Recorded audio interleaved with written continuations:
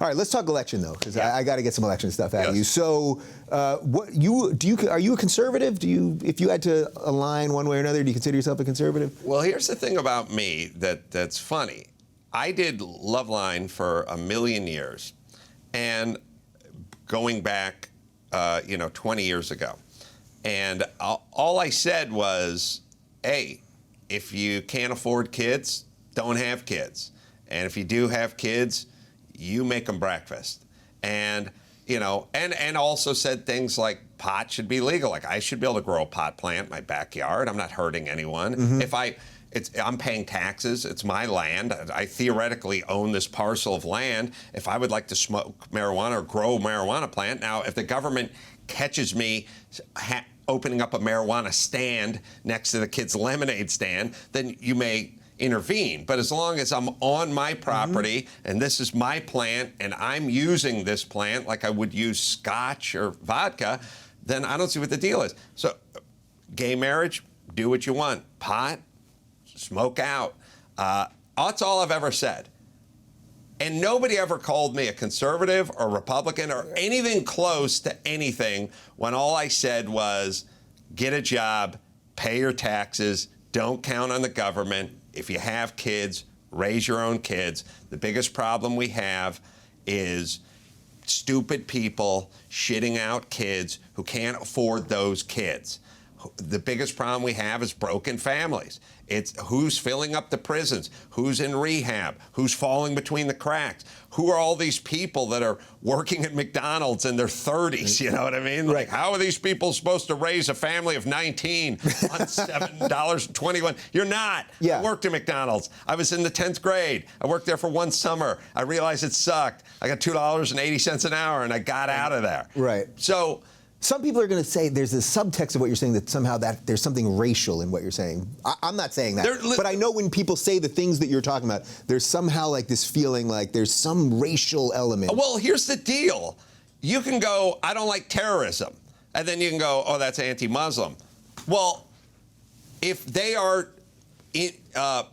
getting back to Cecil, if they're committing the lion's share of the terrorist attacks, then yes. But I'm saying I don't like poverty. I like education. I don't like broken families. I don't like people living off the grid and having to use these check cashing places. I don't like the prisons filled. I don't like this and that. And then you're going, oh, wait, this race. No, wait, that race for this thing. No, this race. No, let's see. Check cashing. Oh, you're anti-Mexican. Families. Oh, that's anti-black. There's none. No, by the way, don't we discriminate against Jews? I thought the whole point is we're supposed to hate Jews. Yeah, I don't know. What happened to Japanese and Eastern Indian folk? Are they just off? They're off. Well, we talk about the oppression Olympics a lot. They're not, Jews and Asians seem to have been pushed off. But they're not minority groups. They don't count as minorities anymore. I love the fact that L.A. is 50% Hispanic and 7% Jew, but Jews aren't minorities, right? Because they're doing. So they own the check cashing places, right? So they're doing well. So then you get booted out of the oppression Olympics. Someone should look up the word minority, right, and see what the definition. Call them something else then, right? I mean, I had Gavin Newsom on my show, and that two-faced asswipe. Like literally brushes his teeth with Brill cream. He started bringing up check cashing places, and I was like, he doesn't like the predatory nature of them, and they prey on blacks and Hispanics. And I said, just blacks and Hispanics? And he went, and he got into politician mode, and he went, no, everyone. And I said, everyone? And he said, everyone. And I said, well, then why are you just bringing up blacks and Hispanics? Because it's predominantly blacks and Hispanics. And I said, oh, okay, so it is blacks and Hispanics. Oh, no, well, but it's everyone. Right. I said, okay, so if I go down to the check cashing place, I'll find a lot of Jews? Everyone. I'll find a lot of Japanese? Everyone. Okay, so this one, you'll find everyone, but you just brought up these two groups. Yeah. And then he was like, yeah. And I was like, all right, what are those two groups doing wrong that they're going to these check cashing places? And he's like, well, nothing. They're the best. They're the greatest. And I'm like, all right, so what is your awesome plan, Gavin Newsom? By the way, he's such a two-faced fucking hypocrite. Gavin Newsom doesn't give a shit about blacks or Hispanics. He gives a shit about their votes. Right. He had in my Politician 52-minute grilling of him, had zero answers as to what could be done about this place other than shut down check cashing places. So is that just the... Which is like, it's like saying, I want to close down AIDS hospices. And it's like, no, you should stop AIDS. Right. Not close down the clinic. Right. That's... So listen, I'm with you. I hear you, absolutely. But I know some people say, this is heartless. I don't give a fuck what stupid people say. Yeah. That's the whole thing. Like, the first thing you have to do is join me and my sane atheist world that doesn't give a shit about what stupid people say about me. Yeah. I don't care. I actually have a plan to shut down these predatory check cashing places. Which is just by having people not have to go to them ultimately, because you're going to fix the thing. Plan number one, don't have a bunch of kids you can't take care of. Plan two, stay intact and raise your kids. Yeah. Plan three, make them breakfast. And it's pretty easy. Did you make your son breakfast this morning? I had the nanny do it. After she got back from the check cashing place, she was, what do you like? Because you don't pay her quite enough to... Well, yeah, she's not, above... You know what? Yeah, I don't want to... this part out. But the point is she... no, he had, I don't know, Mama made... He likes his eggs basted. Basted? Yeah, it's not sunny side up. It's not over easy. It's not scrambled. You see this? You grew up in poverty, and now you're... Look at that. You're raising a rich LA child. Yeah, well, back to that. I did grow up not with a dirt floor, but poverty. I mean, welfare and food stamps. You like saying it. It makes you feel I was fine. moral, doesn't it? I was fine. Yeah. And then all that work that they always say white people won't do, that's what I did for a living. I got out of high school and I cleaned carpets and I dug ditches. Like when they go, you'll be digging ditches, like they do it as a metaphor for you're going nowhere. Yeah. That's physically. You literally did it. Well, they weren't, I mean, to be fair, they're not ditches, they're footings or caisson holes or whatever it is you're doing on a construction site. You're doing a construction site, you're pouring a footing or you're pouring a grade beam, you got to dig the ditch to pour the grade beam or the footing, or in some cases, if you can't get a caisson rig in there, you got to dig deep enough to pour a caisson in place. And we had to dig it by hand. I was down at the bottom of the thing with like a chipping stick, and the guy had a 5-gallon bucket with a rope on it, and I'd fill it with a sawed-off flathead shovel, and then they'd tow it up, and they'd go up and throw it in a dumpster. And that's what I did. And so I understand when people go, listen, these poor people, they can't eat right, they can't do this, they can't feed it. Yes, you can. You have to eat hard-boiled eggs and an apple. I mean, it's healthy. Yeah. It's cheap. You can eat right. This whole notion of like poor people, they're morbidly obese because they have to eat at Wendy's or whatever. No, they don't. But I was poor. I would just buy a dozen eggs and boil them. I had a dozen hard-boiled eggs and buy a chub pack of those mini raisin things. I didn't even have enough money to really eat off the lunch truck. So how were you educated enough to know that that's what you should be doing? Because that's the other part. People always say, well, they're not educated enough. Because look, if you get a Happy Meal at McDonald's, it's now like $8. But for $8 at Trader Joe's, yeah, you get a dozen eggs. You can get, you get kale, a lot of healthy stuff. But people just don't know, right? So I think it's sort of like saying, well, how did people in the 80s know that smoking was bad for you? And it's kind of like, at some point, we didn't need the Surgeon General and a bunch of doctors that, R.J. Reynolds bought to tell us it wasn't it. Here's how you know cigarettes are addicting. People that smoke 3 packs a day wake up in the morning, reach for a cigarette, and here's how you know it's bad for you. There's a stick that has fire on one end of it, and you're just sucking up. It's like literally like living inside of a burning building. So we pretty can much do the math.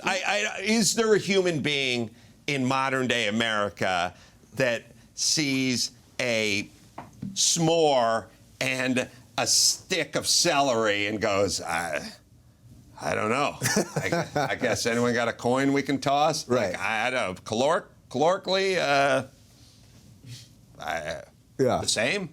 Like, no. I'd be depressed to know the number of people that wouldn't know, but I'm with you. They know. They know. Everyone knows. And if they have to know, there's 5,000 PSAs talking about feed your kids, drink water, right. Run around with your kids, read to your kids while they're running around and drinking water. Like we're begging everyone to be. No, listen, I get it. Like the deal is,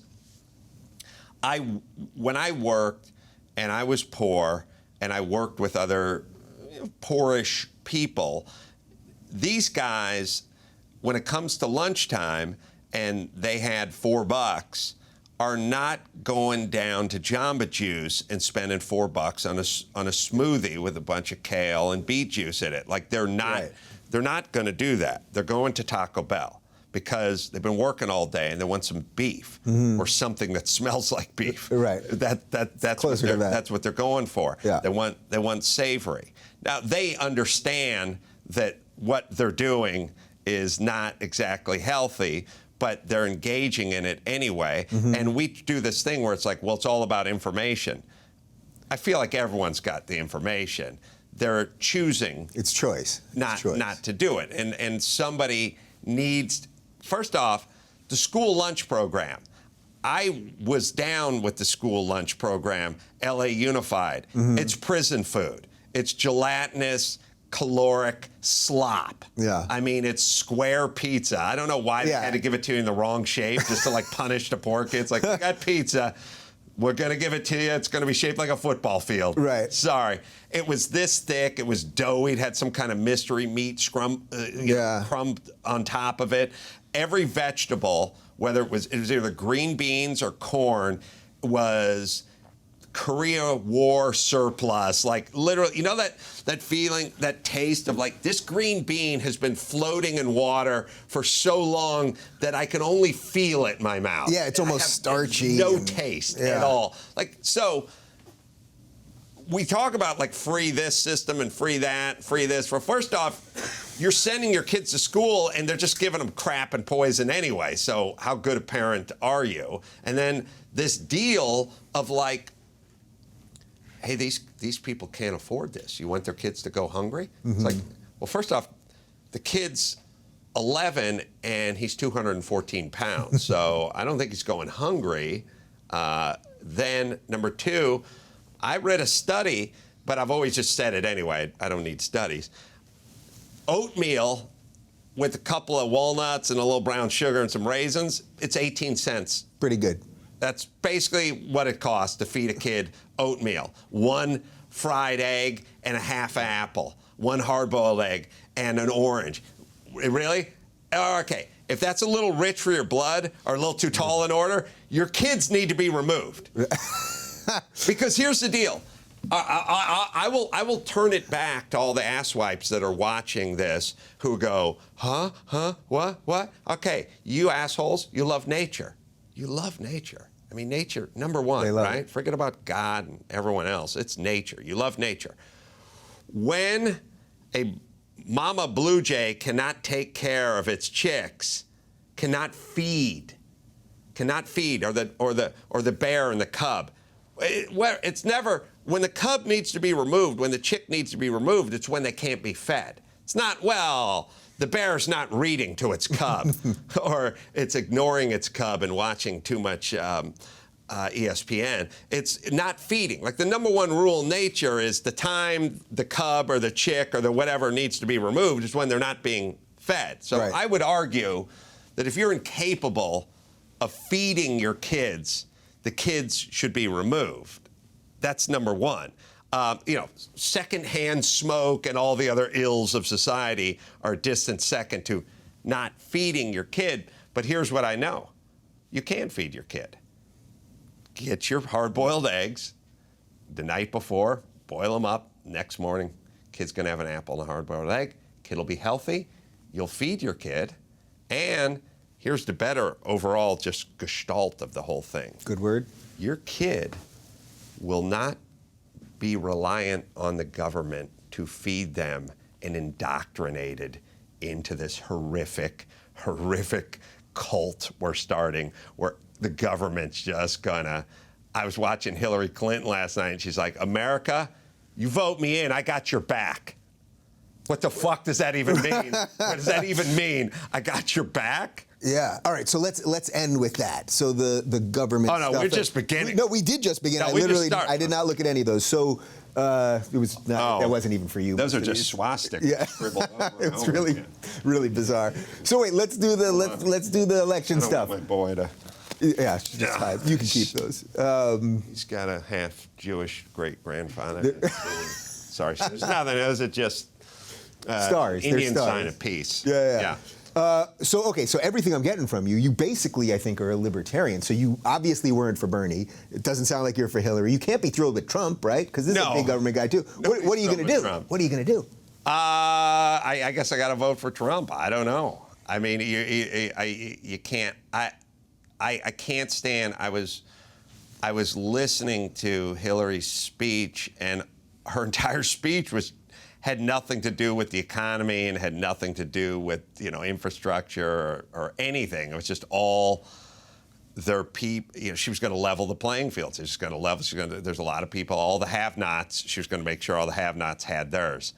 I don't know how you can do that from an Oval Office, let's say 3,000 miles away from where some of those have-nots are. But she was going to make sure that all the people that didn't have, none of it, no part of her speech talked about rolling up your sleeves, getting to work, focusing on the family, steering the country back, shrinking the government, whatever. Her thing was just like, everyone with problems, they're over now.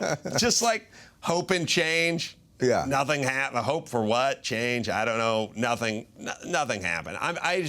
I'm tired of politicians that are basically like spoon feeding everyone. When they do those town halls and somebody raises their hand and they go, "I'm a mother of 5. I dropped out of high school. I work at a Wendy's. What are you going to do for me?" Answer's nothing. You ruined your life. You should have gotten married. You should have only had one kid. You should have waited to have kids. Yeah, but people want government to replace God, basically, right? And I say this as an atheist too, so I'm not promoting God. Well, no, the people want the government to. The atheists, they want nature to replace God, and they want the government to fix nature. So nature's the God, government fixes nature, all is right in the universe. That seems like a good ending. Do you feel good about the ending there? You feel good Sonny, about you feel like that's a good out? Oh, geez, he's looking at his watch. He's literally looking at his Apple Watch, by the way. It looks like an Apple Watch. You rich elitist. Yeah. We're going to put a warning on these videos just to make it clear, because I don't want people walking into this with nothing. They should really understand the wealth. Yeah. So that when you're talking, that you're really talking down to them, not I am. Not to them directly. No. I have stupid arguments with everyone all day about like luck. I'm just like, don't count on luck, make your own luck. And then people tweet me, you don't think luck has something to do with it? And I'm like, why are we even having this discussion, you idiot? Just go out and go to work. Oh, you think work's hard enough that, you can make what about all those people that are picking beans in the field? Do you think that hard work is enough? And I'm like, okay, you're super lucky. Don't go to work Monday and just buy lottery tickets and call me in 10 years and tell me how it's going. Yeah. Or better yet, drive without your seatbelt. Don't ever put that seatbelt on. Remember, you're lucky. When you're going down to the liquor store to buy a lottery ticket, don't put that seatbelt on. Okay, Mr. Lucky? On that note, Adam Carolla, I thank you for coming in, and we'll see what we turn Glendale into. I think I hit them all. I think you're on something. We're going to hit them all. For more of Adam's ranting and ravings, I literally did not look once at my swastikas over here. You guys can check out the Adam Carolla podcast at adamcarolla.com. Oh, and stay tuned for a huge announcement that I have right here next week.